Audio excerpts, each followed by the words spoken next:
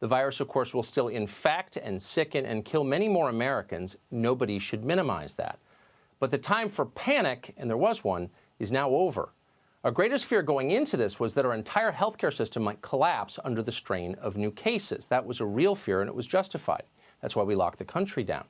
But that collapse never came, and we are grateful for that. The famous curve they told you about has been flattened. In the meantime, though, an awful lot of people have been flattened themselves, badly hurt by our government's response. Children are going uneducated. Tens of millions of people have lost their livelihoods. The whole economy is in tatters. Just today, oil futures traded at negative $40. In other words, things are so screwed up that producers couldn't give it away. Keep in mind, we're not talking about overpriced handbags in some boutique. This is petroleum, which we need to keep civilization going. That's a measurement of where we are. Our economy has shrunk to that point, a point we never imagined would be possible. And that's not a small thing. It's a disaster for all of us. So given all of this, it's not surprising, and it's not unreasonable, that some people would like to loosen the lockdowns. We've flattened the curve. Let's figure out how to resume our lives. That does not sound crazy because it's not crazy, unless you're the people in charge or their bodyguards in the media, in which case opinions like that are a dangerous threat to your power and must be stamped out immediately. Until recently, for example, some citizens have been using social media, Facebook, to organize demonstrations against the severe lockdowns they're currently living under. Expressing your views about the decisions that politicians make is protected under our Constitution. You could argue, in fact, it's the whole reason we have a Constitution in the first place. It's literally enshrined in the First Amendment, and for a reason. But Facebook doesn't care. Facebook doesn't recognize the U.S. Constitution. It doesn't recognize our country's centuries-old norms. As CEO Mark Zuckerberg explained on ABC, people who complain about the lockdown and organize others to do the same have been removed from the site for providing, quote, misinformation. How do you deal with the fact that Facebook is now being used to organize a lot of these protests to defy social distancing, defy the social distancing guidelines in states? Is somebody trying to organize something like that, does that qualify as harmful information? We do classify that as harmful misinformation, and we take that down. Misinformation. That's a term that should give you the shivers. It's how totalitarian regimes dismiss views that threaten their power. That's the country we're suddenly living in. The state of New Jersey recently issued criminal charges against a woman called Kim Pagan. Her crime? Organizing a protest against the lockdown. In other words, she criticized the governor of New Jersey, so his employees had her arrested. Are you comfortable with that? Our leaders are comfortable with it. They applaud it. It makes life easier when your critics shut up and go to jail. They like that. In Elizabeth, New Jersey, the mayor there is using unmanned drones to spy on citizens and make certain they obey. That sounds like something they do in China. And they do. In fact, the drones are literally from China. They're made by a Chinese company called DJI. The company has donated them to 22 American states to control unruly voters. It seems obvious those drones must be sending data back to their masters in China. The Pentagon believes they are. They've banned their use. But the mayor of Elizabeth doesn't care. The drones are helping him consolidate his power. He's for them. Over in New York City, Mayor Bill de Blasio doesn't seem to have drones just yet. He may, but for now he's got the next best thing. 8 million potential snitches all working for him. De Blasio has ordered his citizens to spy on their neighbors and report their neighbors if they behave in unapproved ways. Needless to say, it should make you very nervous when politicians leverage your fear to make themselves more powerful. It ought to terrify you when they start arresting people for the crime of disagreeing with them. Our media exist to push back against these kinds of dangerous excesses. That's why we have the First Amendment. Are we watching a flu d'etat? The press ought to be asking that question. They should get to the bottom of it, but they're not. Instead, they're cheering on the repression. Watch MSNBC explain how anyone who disagrees with the politicians they like is, needless to say, a racist.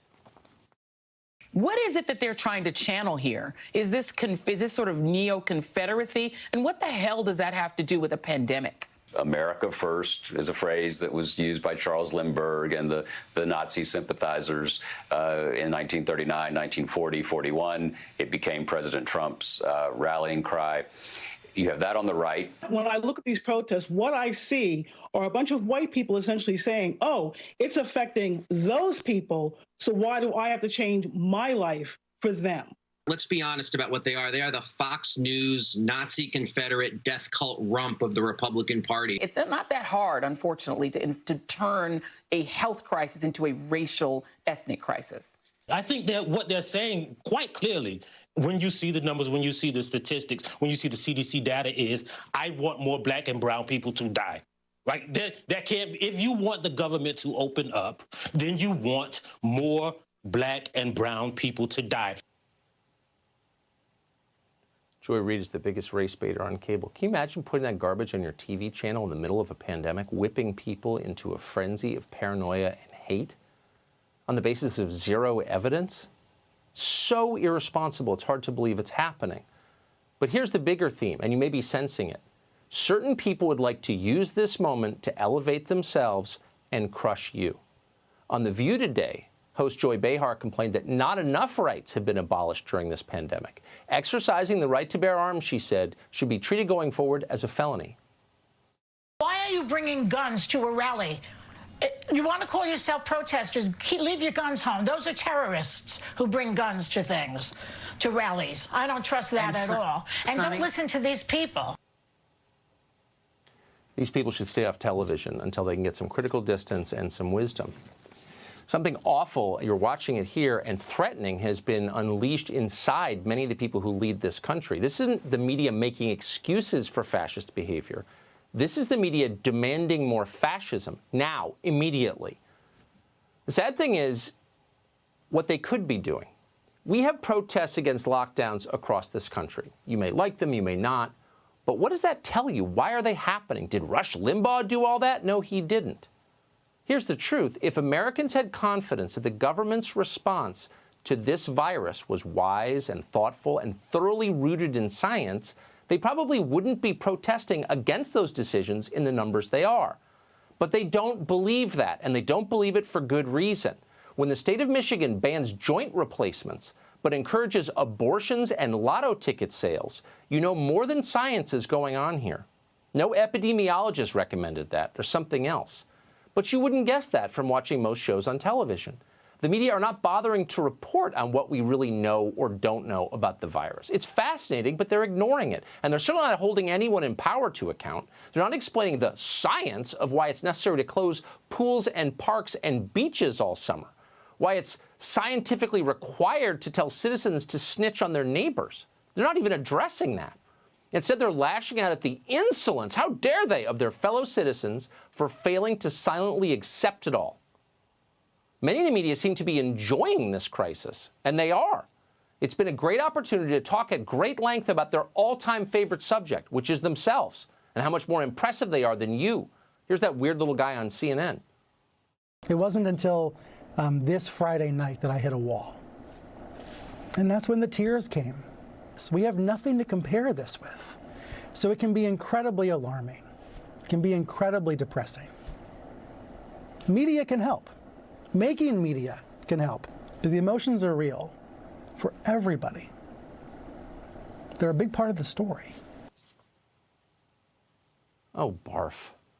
This is a guy who got a special exemption to the government quarantines he so fervently supports for other people. All of us in the media got that exemption, by the way. This is a guy who's working in a high-paying job when tens of millions of Americans are not working at all. Please be quiet. Your tears are not, quote, a big part of the story, and neither are you. For God's sakes, please stop talking about yourself. It is insufferable. But they can't stop. The most consistent byproduct of privilege, always and everywhere, is narcissism. So it's not surprising that our pampered overlords just cannot shut up about themselves. Alexandria Ocasio-Cortez doesn't make sense as a person until you learn that she grew up as Sandy Ocasio in an affluent suburb of Westchester and then went on to get some silly, pointless degree at a silly, pointless private college. Of course she did. It's so obvious once you know it. Thank you, Wikipedia. She is a child of privilege. She's not some kid from the streets. Someone who actually grew up in the Bronx would be far too embarrassed to drone on about herself on Instagram. Please. Suddenly, people like Sandy Ocasio seem to have a lot more power than they did before this pandemic arrived from China. That's at least as scary as the virus itself, and its effects will last much, much longer. You have a right to